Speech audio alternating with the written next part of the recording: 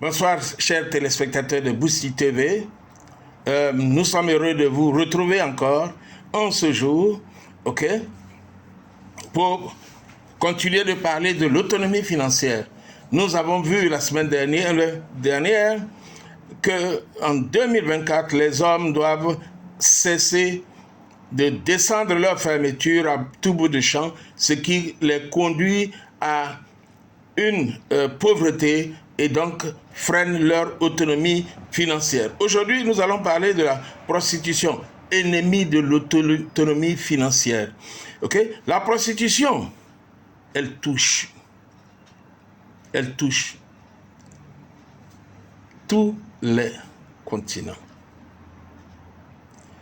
Elle est souvent cachée au regard. Elle est cachée dans des maisons closes.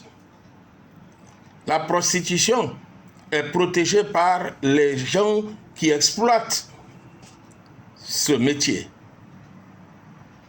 Et elle est cachée aussi par les clients, donc les consommateurs du sexe.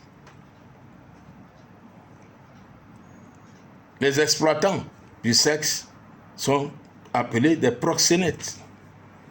Au Burkina Faso, en Afrique centrale, la prostitution des gamines, des jeunes filles, est devenue un phénomène qui prend de plus en plus d'ampleur.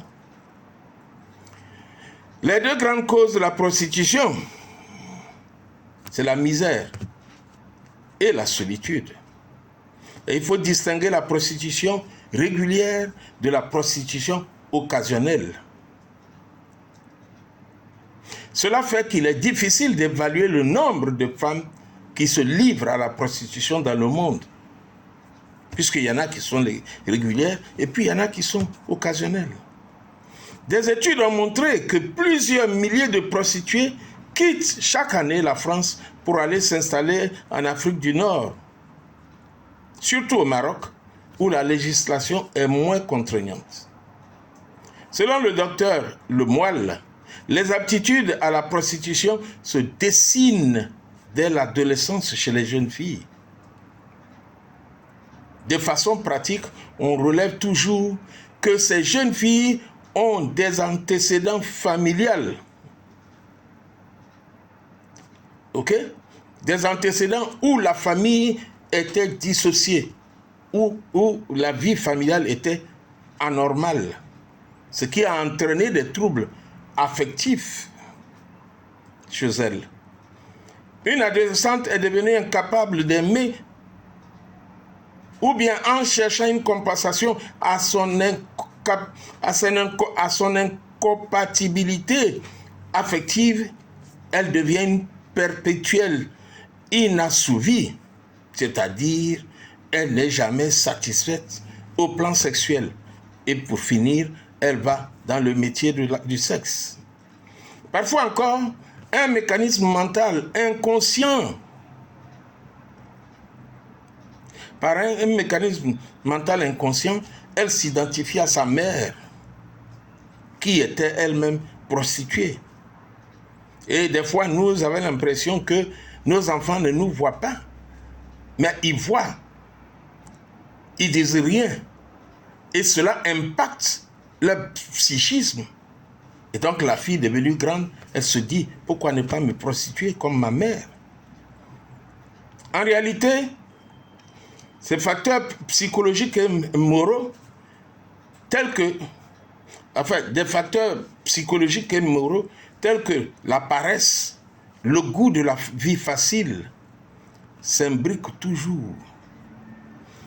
Toujours, ils sont associés la misère et la solitude, qui sont les deux grandes causes de la prostitution. C'est sur ce rôle de la misère qu'insiste mademoiselle Dolce Ruka, assistante sociale à Saint-Lazare. Elle dit, dès qu'il y a du chômage dans une profession, c'est parmi les chômeuses que vont se recruter les prostituées. Environ 50% d'entre elles deviennent des prostituées.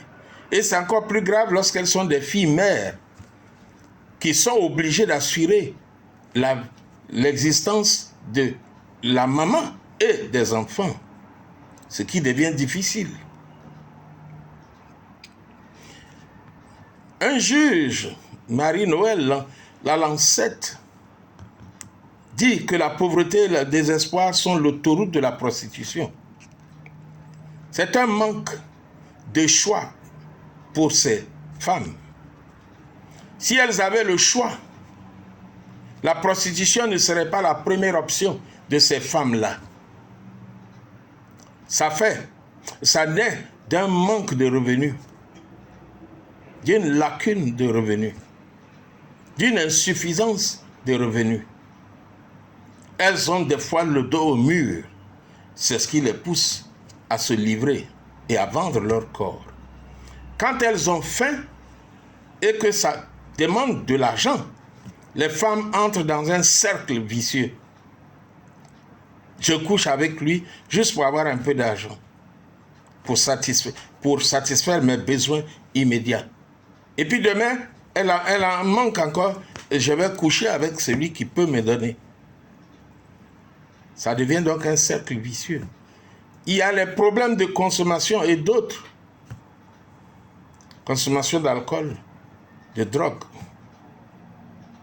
Et puis, il y a le goût du luxe. Et tout ça donc est évoqué par le juge Marie-Noël, la Lancette. Catherine, une ex-prostituée, estime que la sensibilisation devrait être faite rapidement auprès des jeunes filles. Ok? Eh bien, vous serez tenté de me poser la question de savoir, est-ce que la prostitution ne permet pas d'avoir une autonomie financière en faisant référence aux prostituées de luxe? Ces prostituées qui gagnent 40 millions pour un week-end. Mais dites-moi si elles étaient satisfaites. Est-ce qu'elles continueraient? Nous allons voir la suite à la prochaine vidéo, la semaine prochaine. La prostitution et l'autonomie financière. Si vous n'êtes pas encore abonné à Boosty TV, je vous invite à vous abonner. Et à cliquer sur la cloche de notification pour que vous ne ratiez pas les prochaines vidéos. Chers amis, la prostitution vous empêche d'avoir une autonomie financière. C'est l'ennemi de votre autonomie financière. Il y en a une qui a 40 millions, qui gagne les 40 millions le week-end, mais qui, aujourd'hui, passe son temps à se soigner. Et tous les 40 millions vont finir. Et elle n'aura pas fini de se soigner. À bientôt, chers amis. C'était Boosty TV. Et Boosty a pour objectif de vous amener à voir autrement, à percevoir autrement et à agir autrement. Et nous voulons qu'en 2024, vous commenciez à voir autrement, à percevoir autrement et à agir autrement. Que Dieu nous garde et que nous nous retrouvions la semaine prochaine. À bientôt. Bye bye.